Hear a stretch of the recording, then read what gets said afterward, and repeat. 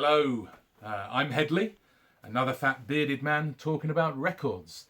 I'm going to talk about some records that I picked up about 12 weeks ago now. The last time prior to the situation that we find ourselves in, and I think you know what I'm talking about. My last weekend of freedom, I went up to Lancaster, which is in the northwest of England. And I hooked up with James Griffiths, the vinyl professor. Does he call himself that now? I think you're just James Griffiths now, aren't you? Or Beatle James. Anyway, you know who I'm talking about. And we had a coffee and a chat, which was lovely. But we also went digging for records. And the first place we went to was on a market stall, which is called Whiteside Records. Whiteside Records. A good little stall, some really good stuff. James has got a nice little gold mine of records sat there waiting for him. Well, I say they're not sat there waiting for him, of course, at the moment. They're probably in storage somewhere waiting for the ability to be able to go out again. Anyway, I picked up a load of stuff there, cheap. I think they were £2 each, so I couldn't really turn them down. So I'll start with these ones, and then I will come on to what's left in there afterwards. So the first record I picked up for £2 was the Bamba Soundtrack, the film based on the life of Ritchie Valens, and it's basically half of a Los Lobos album. So they do, I think, everything on the first side. Obviously, their hit version of La Bamba and Come On Let's Go is on here as well.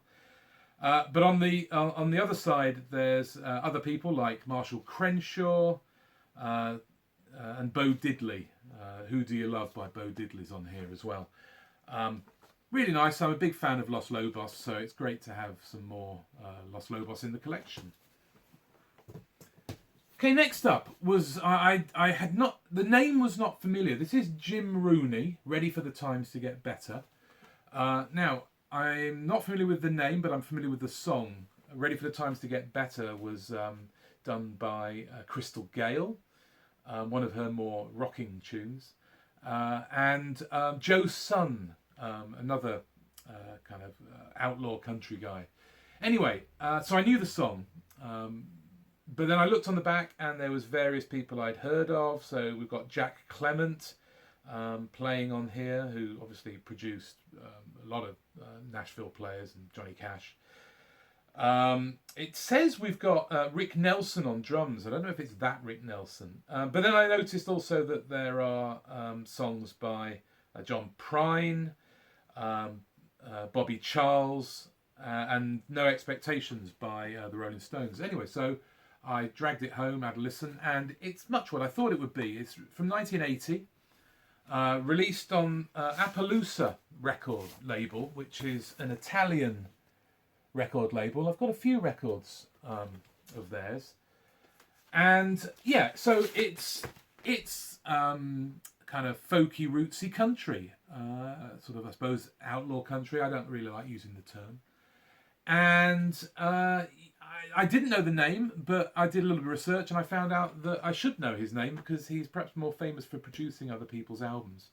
And he produced albums by Peter Rowan, John Prine, Townes Van Sant, Nancy Griffiths, Iris DeMent. So they're all sort of country folk kind of artists. So you can kind of tell the sort of music this was. And I was very pleased. So I'm going to look out for some more Jim Rooney.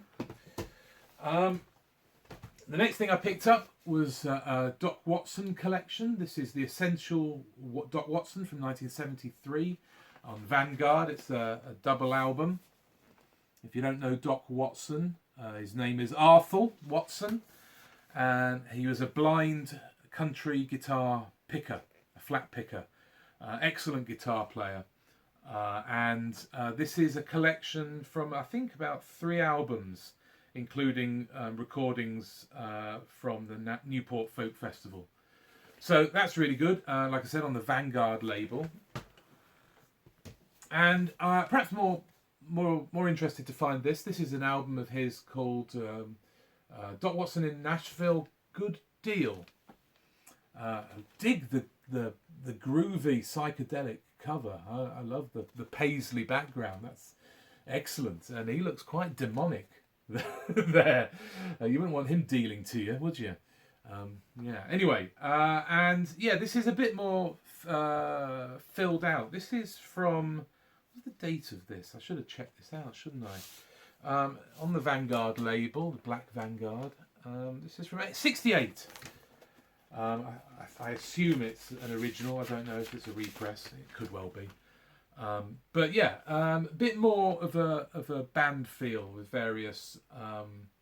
You've got his son Merle Watson playing guitar with him, Floyd Kramer on piano, Buddy Harmon on drums, Junior Husky on bass. So yeah, a bit more stuff than the kind of simple guitar picking that he's probably more famous for. Now, just have a look at that paisley pattern background. I have a feeling, is that not the same? It's very similar, isn't it? So Peggy Seeger's dress and the backing there. So Peggy Seeger, folky, I think she was a cousin of Pete Seeger. And this is a collection of songs, famous, some not, to me anyway. Henry Lee is on here. Matty Groves or Marthy Grove on here. Yeah, so good old folky stuff. Her, basically just her singing a cappella or with the clawhammer banjo. So Peggy Seeger, very pleased to pick those up. They're all £2.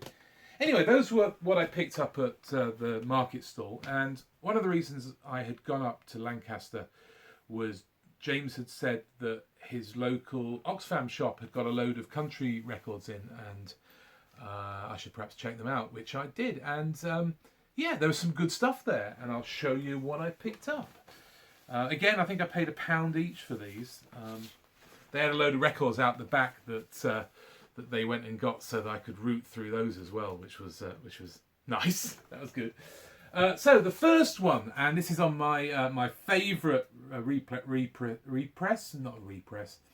re-release label, Stetson, which is the UK label that releases country music. This is Merle Travis and Johnny Bond, the great songs of the Delmore Brothers. The original was released in 1969. This is probably a 1980s press. Made in West Germany, pressed in West Germany, but these are a UK company. I think a subsidiary of Demon Records. I might be wrong. Anyway, yeah, really nice. The Delmore Brothers were probably precursors to the Louvin brothers that you might be more familiar with.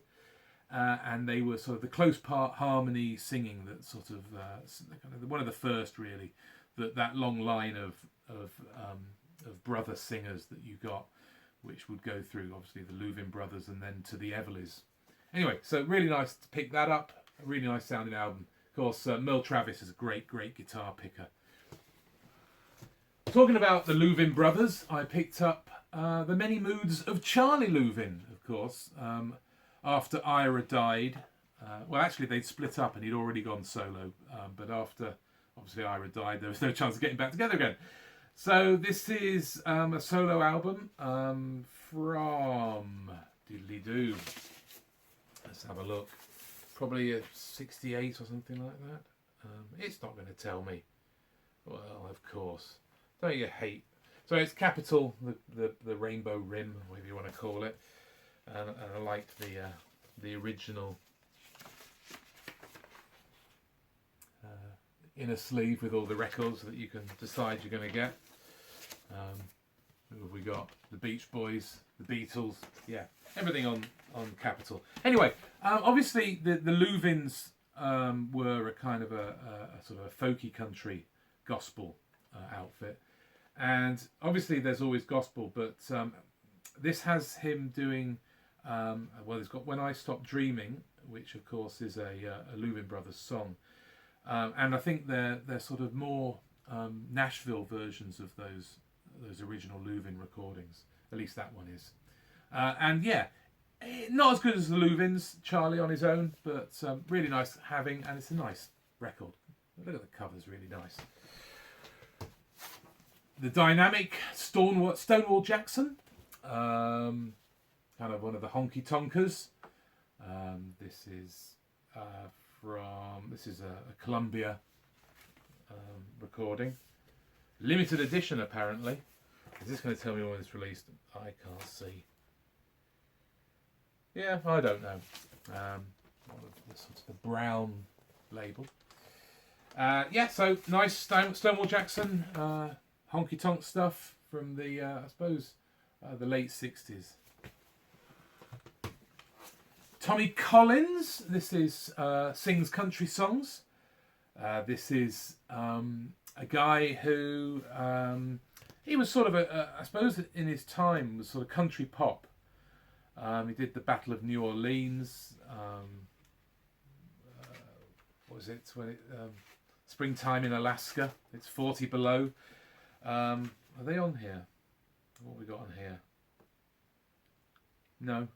All of the monkeys. Oh, all the monkeys ain't in the zoo. Oh, that sounds very prescient. Anyway, so Tommy Collins, nice sort of country poppy kind of stuff. Alvin Crow and the Pleasant Valley Boys. He was a sort of traditionalist. He was a retro artist. This is from originally from '85. So it's sort of part of that new traditionalist movement that came along, wanted to go back to the kind of roots of country. And so this is very much a sort of a western swing honky tonk thing. He's a fiddle player, as you can see there. A nice picture of him on the back as well. So yeah, I was really pleased to find those. So those were really good. And the last one I picked up, which perhaps was not successful, this is Wendel Adkins.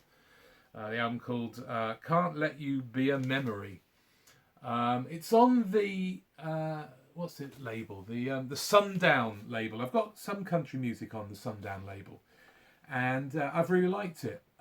And so I thought I'd give it a go. It's that 80s country. It's okay. There's some sort of sounds of modulated guitars that I'm not a fan of. Not flanging. I can't remember what it is. But I, think this was recorded in Sweden. Yeah, although he is American. So anyway, Wendel Adkins, it's all right. It's not brilliant. Anyway, I thought I'd finish up with a couple of records I've bought that I bought prior to that I'd got through the post before the Great Lockdown. And the first one is the Explorers Club. This is their first album called Freedom Wind, released in 2008. Now, you might get an idea what they sound like from that cover, because the cover is a pastiche very much of the Beach Boys. And that's exactly what the album is. They are very much, especially on this album, a pastiche of the Beach Boys. Now, I don't know quite how I feel about them. Obviously, there are bands like the High Llamas that were kind of influenced by Brian Wilson's work, post-Pet Sounds kind of stuff.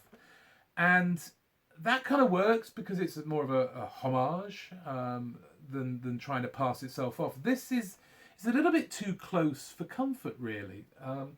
It's almost like listening to the Ruttles doing the Beatles. They're almost like songs that could be the Beach Boys, but aren't the Beach Boys. And yeah, it's a nice listen. It's a great sounding album if you like the Beach Boys and you want to hear a retro version replicating the sounds. They're a band for you. Their second album is very similar, I understand. The third one I've got on CD, and that is more of a kind of soft rock, getting a bit yacht rocky elements, but there's still the heavy Beach Boys sound. They've got a new album coming out. I'll be interested to hear where they go. That's just about to come out, I understand. So I'll be interested to see what that sounds like. So that's the Explorers Club, Freedom Wind. Right. I was very pleased that one of my favourite bands, the Hanson Family, re-released their first two albums on vinyl, which had never been put out on vinyl, and these came out in, what would it have been, February, I think, maybe even March. Anyway, this is their first album. This is Odessa. This is from 1995. Now, if you're not familiar with the Hanson Family, they are a husband and wife duo. Well, actually, they weren't on their first album. Brett and Rennie Sparks, originally from Chicago. So this was recorded in Chicago. And they they're probably famous for doing sort of a gothic noir country kind of sound. What was that TV show that their song was used in? I can't remember what it was called. Anyway, it was used in a TV show, and it got them a lot of success and popularity. Anyway, probably gave them an opportunity to re-release these original albums. But this is a kind of a mixture. This is their first album, and it's more of it isn't fully country. It's kind of indie rock, really. Loud guitars, a bit like, I suppose, Dinosaur Jr. or something like that. This is, 95 it was released. So if you imagine where indie rock was, the sort of loud guitars in the mid-90s.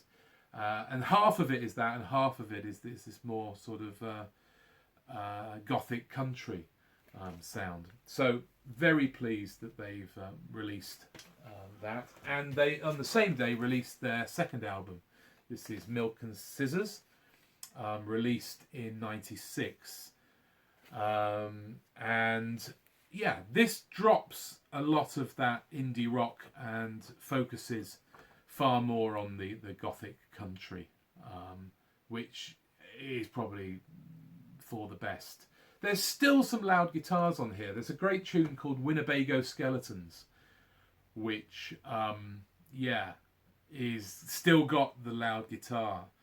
But apart from that, it's mostly kind of country folk, I suppose you might call it. Great tunes, Drunk by Noon. They do a cover of The House Carpenter.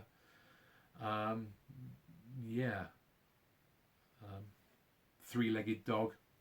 Yeah, off-kilter country gothic noir. So there you go. 2 albums by the Hanson Family. And that's your lot. I will be back at some point, no doubt. So until then, bye-bye for now.